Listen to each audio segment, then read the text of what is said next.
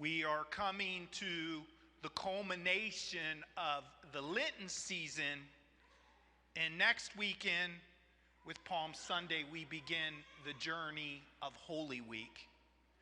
And so these readings today are about how on the Lenten journey does the Lord want to lead us through death to new life.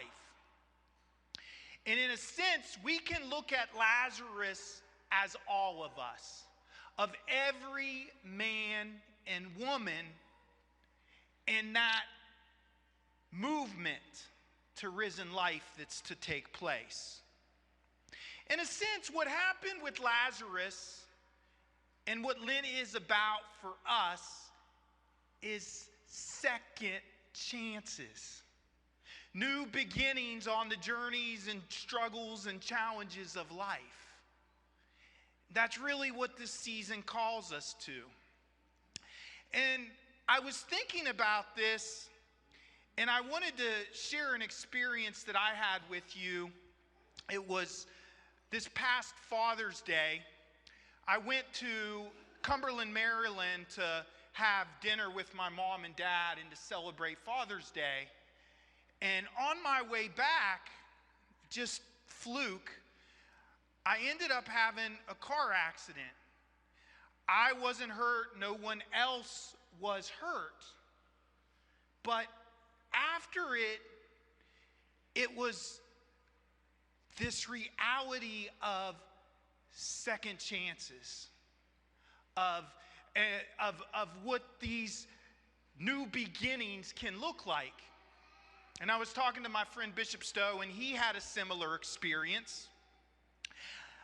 I also have another mentor who went through a heart attack, and he shared what an experience that was like before, during, and after, and the transition that takes place. I also think of the writer Henry Nouwen, who was a prominent, really successful professor at Notre Dame.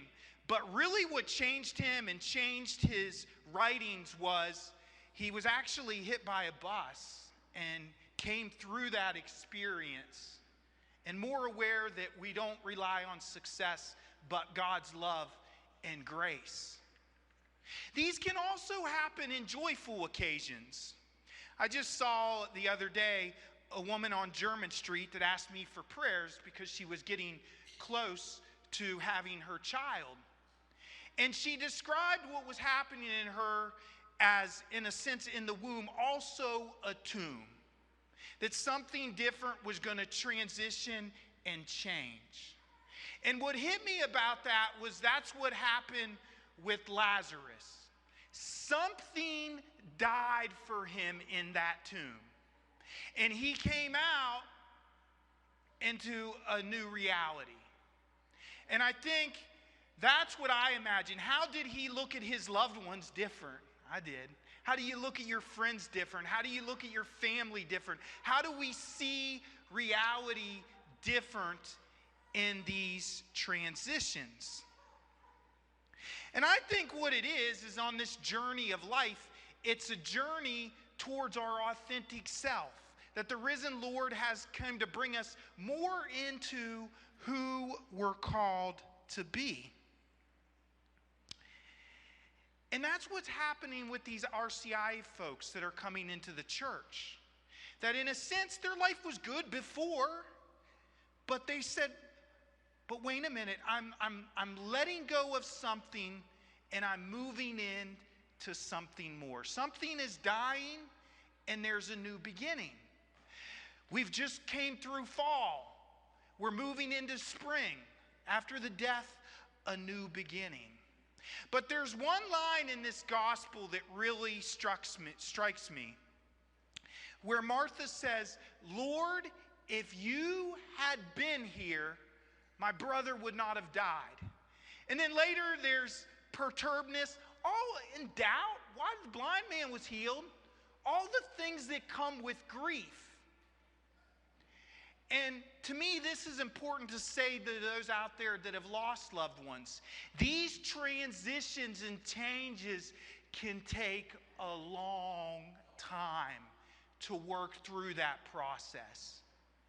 But also there's another point, that guess what? Her brother did die. And you know, I stand with a lot of dying people where the Lord is present, moving them from this life to the life to come. And so I think we need to see this as a preparation time for Easter, of the new life that Jesus wants to blossom in us. There's a theory about Lazarus. You can take it or leave it. Some scripture scholars believe it, others don't. But some claim that he might have been what was known in John's gospel as the beloved disciple. And just to give you one example, was when this disciple ran to the tomb of Jesus, he would have saw the burial cloths that were laying in the tomb on Easter Sunday. The cloth that would have been around his head, would have been around his body. And it says, he believed. But the reason they theorize about this is because Lazarus would have had a taste of risen life that would have prepared him for that mystery. And I think that's important for us on this Lenten journey. I know today's St. Patrick's Day, and I've been reading about the Russian Orthodox, Ukraine. They have a tradition in the Orthodox Church, and it's called Lazarus Saturday. And it comes before Palm Sunday, right before it. And this is a festivity. There's some celebration, even though there might be something solemn. And sometimes the clergy will wear green for new life. I didn't do that today.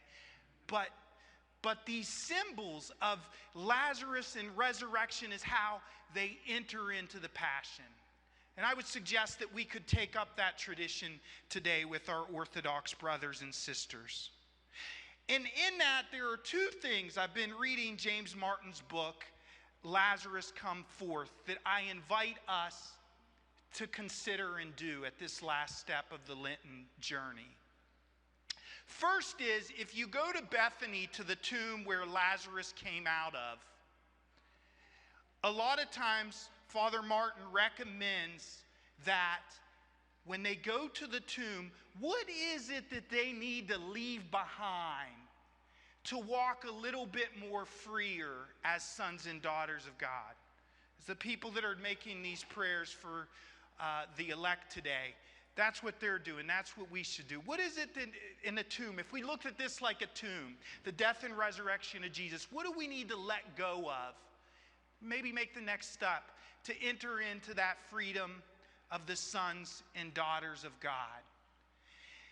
The other thing I recommend we do is Lazarus could not unbind himself. What did he say? Unbind him, let him go. So who were the people that helped take those bandages off to let him free? Who are the people in my life, in your life, who love us in such a way, hopefully here at St. Agnes as well, love us in such a way to unbind us and help us come to self-acceptance? That everything gets risen up is what this is about on Lazarus. And this is a line from Lazarus Saturday from the Orthodox. By raising Lazarus from the dead before your passion, you confirmed the universal resurrection, O Christ God. And so today, let us say to all of us, Lazarus, come out, unbind them, let them go.